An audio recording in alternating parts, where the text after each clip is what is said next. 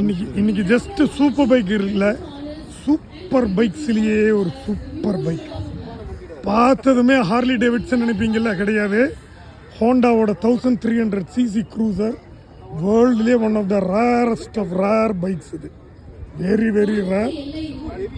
எப்படி இருக்கு பாருங்க பைக், மை காட். சும்மா அப்படியே பளிச்சுன்னு இருக்கு பாருங்க, மூஞ்சி தெரியுது பாருங்க, தலையெல்லாம் அட்ஜஸ்ட் பண்ணலாம், பல்லே தேய்க்கலாம் வேண்டாம் பாருங்க பாருங்க, டேங்க்ல எல்லாம் ரிஃப்ளெக்ஷன்.